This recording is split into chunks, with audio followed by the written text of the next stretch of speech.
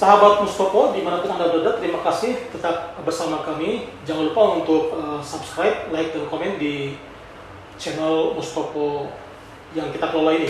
Kita akan melanjutkan lagi bincang-bincang bersama dengan Kang Asep. Beliau adalah Wakil Ketua Umum Pemuda ICMI. Kang Asep, kita sekarang bicara tentang pemuda secara keseluruhan ya. Menurut Anda, apa tantangan terbesar yang terjadi pada saat ini yang akan berimbas pada 2045, di mana pada saat itu diperkirakan sebagai era keemasan Indonesia ya? Ya.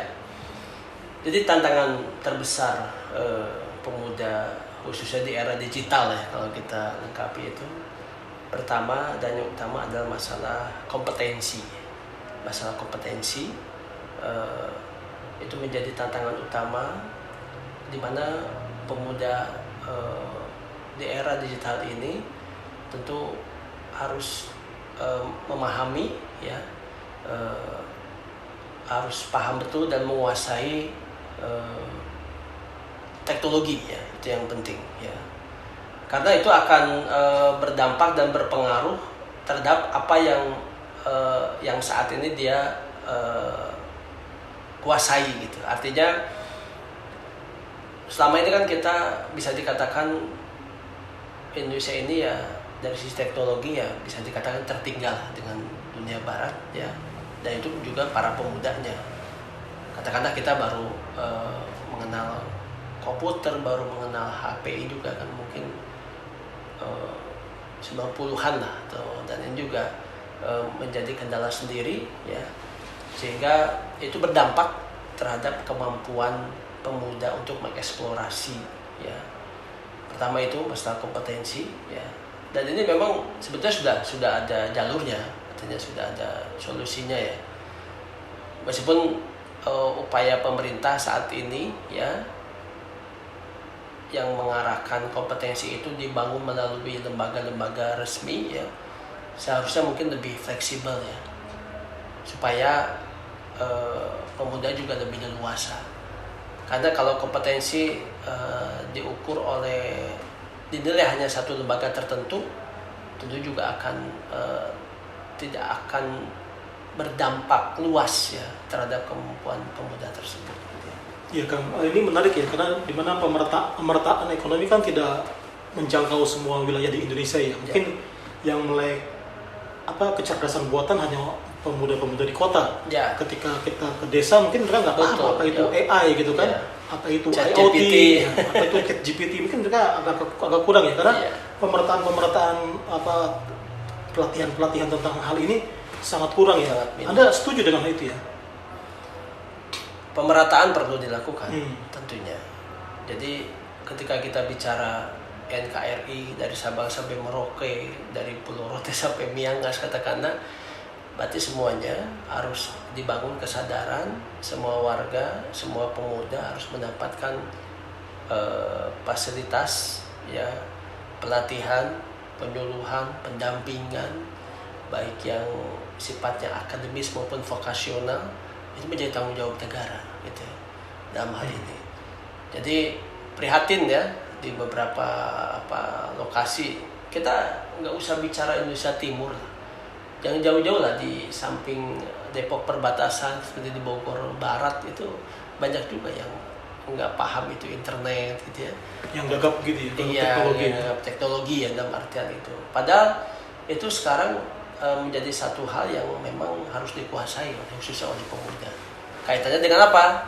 Dengan informasi, karena dengan kemampuan mereka menyerap informasi itu akan sangat mempengaruhi kompetensi mereka. Solusinya apa menurut Anda? Pertama ya harus disiapkan ya. Pertama, di samping ya ini bukan hanya bicara program tapi juga bicara anggaran ya Bang ya.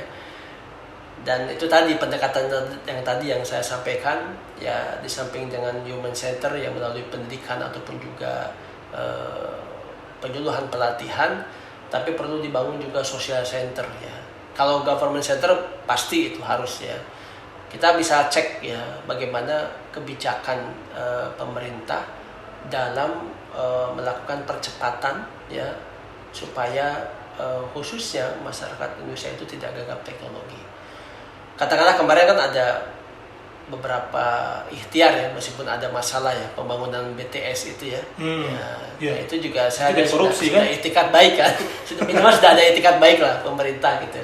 Nah tinggal sekarang tentu tidak dijadikan harapan satu-satunya pemerintah. Tadi ada social center, bagaimana peran tokoh-tokoh masyarakat ya yang untuk terlibat ya di dalam merangkul ya khususnya para pemuda yang memang menjadi generasi penerus kita gitu ya, yang tentunya tantangan ke depan akan lebih dahsyat dan itu jangan biarkan ya. Jadi kalau dalam Al-Quran itu jangan kau tinggalkan generasi dalam keadaan lemah gitu ya. Nah ini menjadi catatan penting ya. Memang bukan hanya tanggung jawab negara tapi tanggung jawab tokoh masyarakat juga. Keluarga, atau bicara ya. Keluarga ya, terutama itu juga keluarga. Jadi kalau bicara aktor itu kan bukan state saja tapi non state. Nah kita ini ya keluarga ini juga non state, tokoh-tokoh masyarakat juga non state ya. Iya, sebenarnya ini seperti lingkaran setan ya. Ketika pemuda lulus kuliah mereka juga nggak punya kerjaan kan? Ya. Karena mau kemana, skill mereka sudah dapat gitu kan, pengetahuan sudah dapat, tapi lowongan pekerjaan nggak ada gitu. Karena betul. Makanya sisi lain ketika kita katakanlah pemerintah tidak bisa menyiapkan lapangan pekerjaan, itu tadi perlu dibangun ya kemampuan atau kompetensi kedua namanya itu. Kompetensi kedua yang diharapkan itu bisa mengembangkan kompetensi pertama atau bahkan akhirnya kompetensi kedua menjadi yang utama. Karena kita itu kan kadang-kadang ini kaitannya bicara linearitas ya. Ada yang jurusannya A, aktivitasnya kerjanya di B, C. Kalau B lebih dekat lah. Itu kayak saya itu. Oh gitu. Saya jadi wartawan kan. Oh, entah. Berarti luar biasa aku bisa memanfaatkan kompetensi yang kedua aja kan gitu. Tapi itu faktanya gitu. Kita emang dari model pendidikan kita seperti itu. Ini kaitannya juga menjadi tantangan dan sekaligus bisa dikatakan ya bukan bencana sih ya, perlu warning juga nih masalah pendidikan akhirnya kan mengacu kepada apa sih yang sudah diajarkan kepada anak-anak kita atau pemuda-pemuda kita. Iya gitu. Sebenarnya maraknya internet ini kan menghilangkan otoritas keilmuan ya. Ada yang mengatakan seperti itu ya. Betul. Jadi orang yang udah guru besar bisa dikalahkan sama mungkin lulusannya SMA yang dia udah mengerti teknis. Sekarang dari YouTube. Iya. Betul. Itu betul seperti itu ya? Betul. Jadi bahkan gini lah, kita apalagi kalau sekarang yang aktivitas sebagai dosen gitu ya, cerita teman-teman itu kalau ngajar itu juga harus betul-betul detail gitu ya. Karena masa sekarang lebih jago juga cari referensi kan. Jadi apa yang kita sampaikan ketika tidak sesuai dengan referensinya diprotes itu.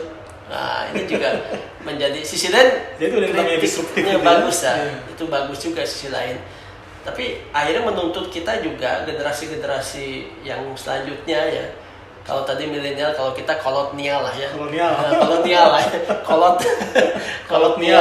Bukan kolonial. Bukan, sudah kolot maksudnya. Kolonial gitu ya. Jadi sudah kolonial ini ya menuntut untuk belajar lagi kan gitu.